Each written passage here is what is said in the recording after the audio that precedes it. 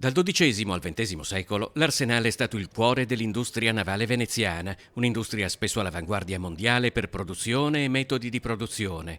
Una vocazione alla quale lo si intende riportare con un salone nautico che non è solo esposizione, ma iniziative a 360 gradi legate alla cultura del mare. Tornare al mare, tornare alla nautica, tornare alla cantieristica, tornare al lavoro con i piedi per terra, tornare all'uso dell'arsenale nella sua più antica accezione, questo è nelle corde, nel senso, nel segno di Venezia.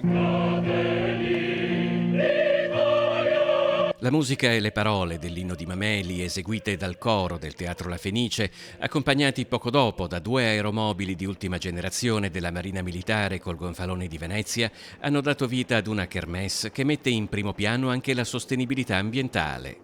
La sostenibilità nella nautica, per esempio, è molto importante, per esempio, non solo per ovviamente le ricadute ambientali, chiaramente, ma anche per fruire del mare nei silenzi del mare, per cui andare ad elettrico o con l'ibrido, come noi stiamo presentando. Abbiamo dei prototipi anche di foiler, c'è una grande ricerca tecnologica sulle motorizzazioni, ma anche su tutto quanto l'uso e la cultura dell'acqua. Oltre 300 imbarcazioni, di cui 250 in acqua, in tutto il bacino della Darsena Grande dell'Arsenale di Venezia, ma anche nel bacino medio. Qui dietro di me, per esempio, vedete un'infilata di grandi yacht dai 15 ai 30 metri.